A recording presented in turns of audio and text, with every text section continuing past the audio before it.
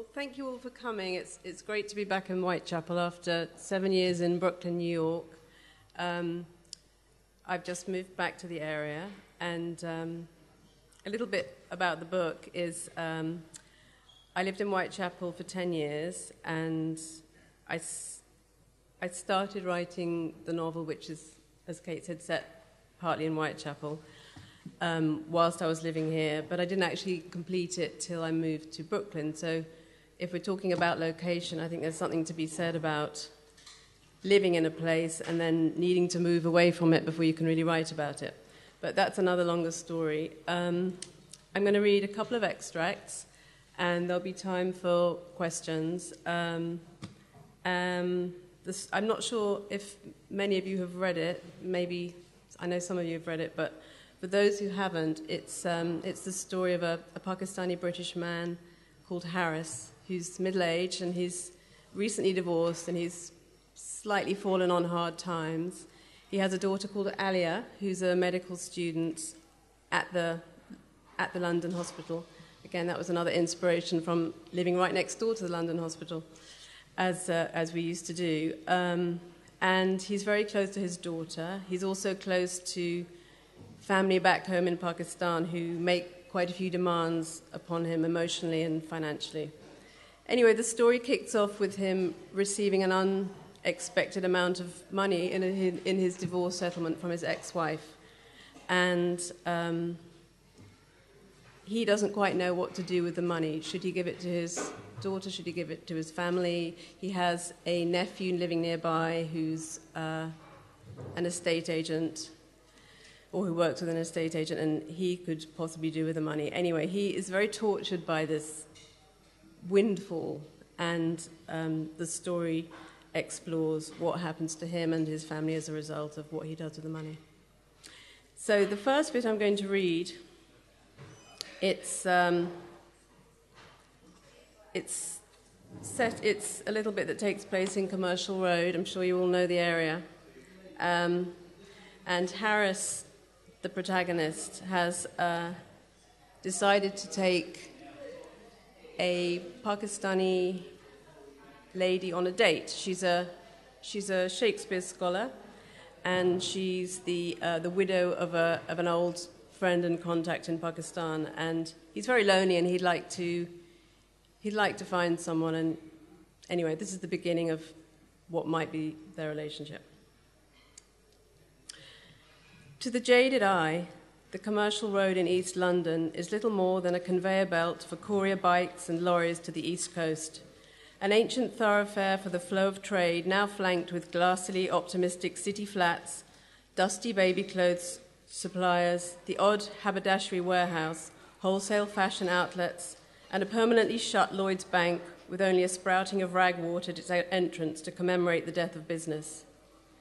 But Harris noticed none of this as he sought out a suitable place to take the lady Shakespeare scholar on his arm for dinner. What he saw was a road studded with a string of brightly lit curry and kebab houses, each one almost a replica of the last, yet quietly boasting a subtle difference in sauce or cooking method or regional bias, visible only to the naked eye of a true native. The eateries were all Lahori, though they served what they termed Indian food. Harris, these all look nice to me. Let's just choose one, huh? I'm not truly that fussy. But Harris would have none of it. No, the best one is near here. Just let me find it. It had been in one of these Lahore establishments that Harris had tasted the most tender, delicately spiced shish kebab he'd ever eaten. The exquisite memory of it had lodged itself in his consciousness, refusing to be ousted by any other rogue dish that claimed the same name. The trouble was, he could neither remember which Lahore restaurant he had eaten them in, nor distinguish one from the next. Infuriatingly, they all looked the same. Eventually, they settled on the real Lahore too, where he vented his spleen to the manager. Have you no imagination? Is originality a bygone virtue? Why call each and every establishment Lahore 1, 2, and 3? The manager was unable to provide an explanation, but gave them extra poppadoms to compensate. They split a mountainous dish of chicken karahi between them. Dr. Farah declined the kebabs, but sampled the sarg lamb stew, another of Harris's favourites. By the end of the evening, there were 2 melting cones of half-eaten kulfi on a pair of plates. Neither could manage another mouthful. I'm not used to so much food anymore. I rarely cook for myself these days, Farah admitted. You should indulge yourself sometimes. You know, it's good for the constitution. I like this place. I really do, she said. Thank you for bringing me. I'll come back with my sons when they next visit London. They'd love it. Harris was relieved that the choice of venue was such a success, even if he feared the setting was a little basic for her taste. He watched as the pale blue tables were meticulously wiped down by a silent young man with a helmet of black hair, his stiff demeanour exacerbated by a tight-fitting polyester shirt. Just arrived, Harris whispered to her as the man scuttled off into the kitchen. You can tell that, can't you? Poor fellow, completely overwhelmed by it all. Farah gave a sad smile. She remembered the feeling herself, arriving as a student at Cambridge in the 70s and feeling incapable of penetrating the social circles that were tantalizingly closed to her. She started to pull out some banknotes from a black leather snap purse buried in her large handbag to pay for the meal. Put that away, he cried, happily noting that she cherished her financial independence. Whatever do you ladies keep in those bags of yours? Our lives, she said. Later, when the meal was over, they lingered outside. The restaurant's neon sign splashed electric blue and cherry on the wet pavement, and they both waited for the other to say something. For a mad moment, Harris imagined himself in the house with her, not in her bed, but in her adjacent bedroom, the spare room. He could picture it already, softly carpeted, a bed, under the eaves, permanently made up and ready for unexpected guests. I'd better be getting home, Harris, Farah said, interrupting his train of thought. Would you mind driving me back? I have a busy teaching schedule tomorrow. Of course, he said, pushing his thoughts aside. He dropped her at her house and kept the engine running as she hurried to the front door. She gave a quick wave from the doorstep before she disappeared inside. He waited as the lights in her house popped out, one by one, and wondered if he would see her again. He drove up north in a state of elation, barely noticing the miles that stretched ahead. By the time he reached his house, it was almost 3 a.m, and he fell into bed exhausted, his mind reeling. He was enchanted by her, yet he was uncertain whether his feelings were reciprocated. As he drifted off, he remembered the box of After Eights that he had forgotten to give her. He'd have to brush up his skills in the courtship department, that was for sure. Thanks, Rosie.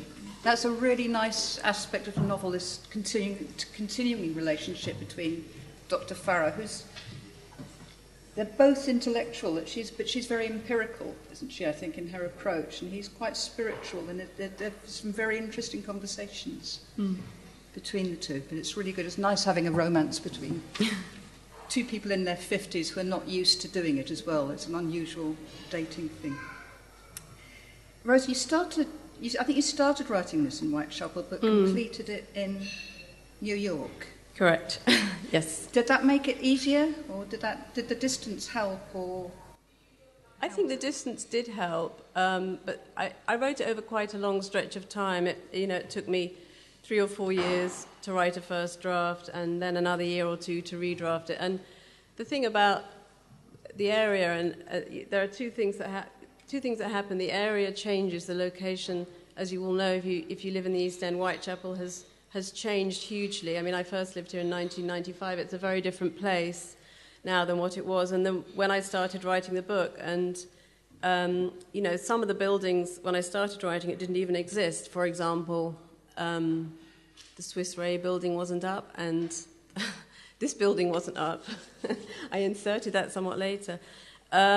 And then the other thing to say is that, as I mentioned at the beginning, is there is something about being distant from a place, and not just a place, from a set of relationships and circumstances and things which inspired the book in the first place. And for me, it was a number of things. It was a trip to Pakistan that I made with my father when I was much younger, when I'd left school, and that there was something that happened on that journey, and with him and everything that sort of lodged itself in my consciousness and sort of evolved, I suppose, over time, and composted maybe, if you like, and then eventually the time came to write the book. And I'm making it sound as if it was a very neat trajectory, and it wasn't at all. I certainly had a story that I was trying to tell, and I'd written screenplays over a number of years with not much production success, and in the end, the novel was the right vehicle for the story I wanted to tell.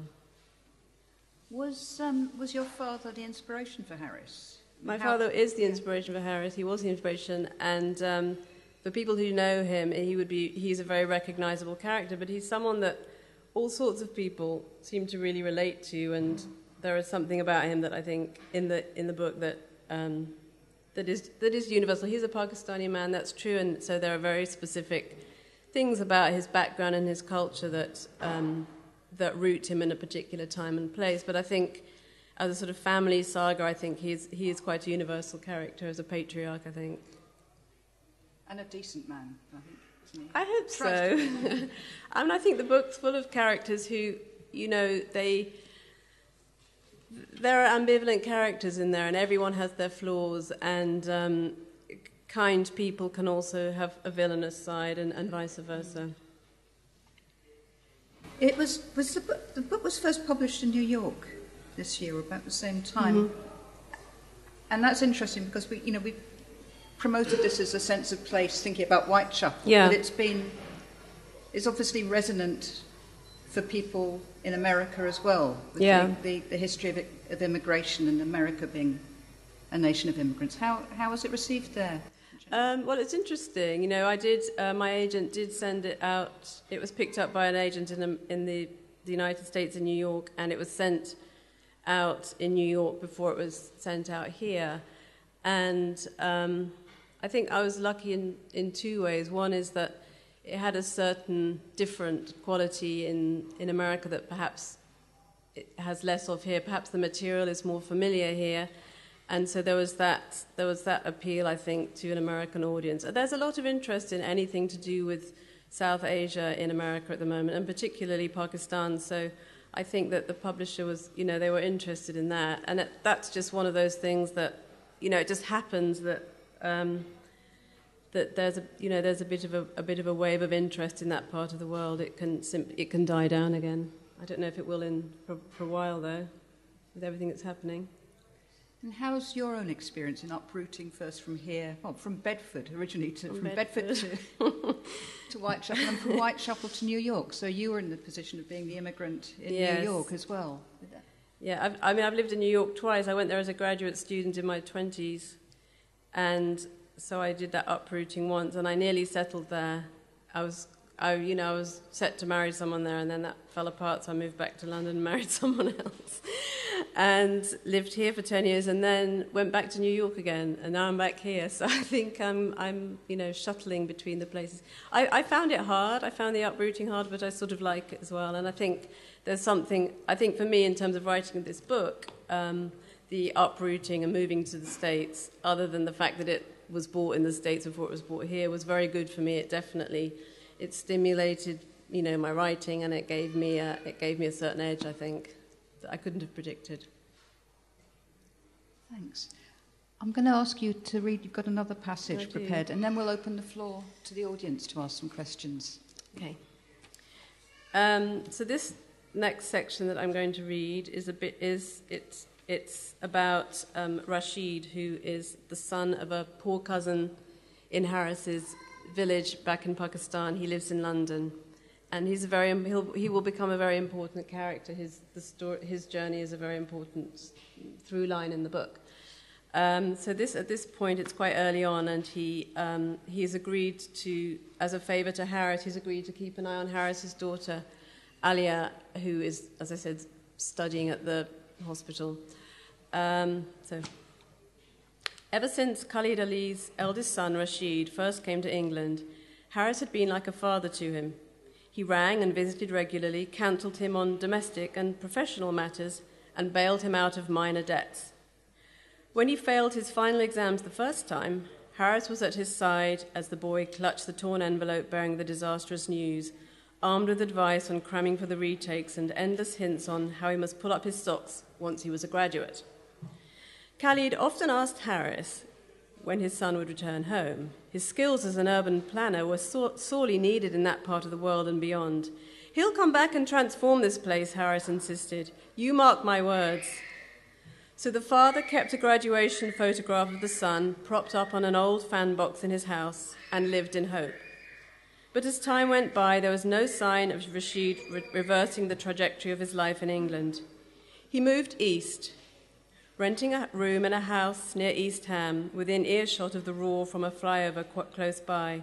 A bugger to find, as Harris said, whenever he visited that far-flung stretch of London, which he did on a regular basis, most recently to bring him a winter coat at his mother's request. Nasreen worried about Rashid living in that climate. He was vulnerable to frequent chest infections, she thought, and required protection from the foggy damp that rolled off the Thames straight into his lungs. But he was less delicate than she thought. If the truth were known, it was hard for either of his parents to imagine their boy in England at all. So much about his life was inaccessible to them, beyond their reach, so they tended to stick with what was familiar in the hope that this would be enough to spin out the thread of connection that stretched between them. Rashid was a slender, mild-mannered young man who favoured extremely shiny shoes that concealed threadbare socks. His thick glasses corrected poor vision, the legacy of eye infections throughout his childhood that went untreated. They were fixed with sellotape on one side, much to the irritation of his boss, who thought it made a poor impression. After 6 months as a junior estate agent at Stone & Stone Properties, Rashid had sold 2 local authority flats in Bromley by Bow and a lock-up garage off Poplar High Street. He was yet to find his true vocation. But today he was feeling lucky, blessed almost. If he sold this flat in Wapping, the first sale in more than a month, he'd make a decent commission. Then he'd be in a better position to send his father and mother something, which he'd failed to do for more than a year. There was his rent, his food, his student debts to cover, and at the end of the month, he was out of pocket. The sporadic aerograms he received from home, written in his younger sister's hand, hinted heavily at the family's creeping financial woes. Fiddling with his bent spectacle arm, he strove to maintain a cool demeanour in the presence of a potential buyer. It was not easy. She was pretty, Carolyn, a banker with a glossy slab of flaxen hair and fragrant with something familiar he remembered from home. Sandalwood, was that it? Or maybe jasmine oil? She looked about his age, mid-20s, but she was richer than he'd ever be. He was showing her a penthouse flat, probably loose, he decided, not knowing whether to be thrilled or scandalised. Her micro miniskirt barely skimmed her crotch. Her nipples protruded from beneath a tight T-shirt with a designer logo he was unfamiliar with, but which looked expensive. Her face and body were uniformly golden, her cheekbones dusted with bronze powder. The sports car she drove was parked at an acute angle on a double yellow line. "Is that your car?" Rashid asked as she glanced out of the fifth-floor picture windows. A traffic warden placed a ticket under the windscreen wipers. "Yeah, it is." She really didn't give a toss. She didn't need to. "The river looks great from here, wicked view. How much did you say the maintenance charges?" He consulted a sheaf of property specs.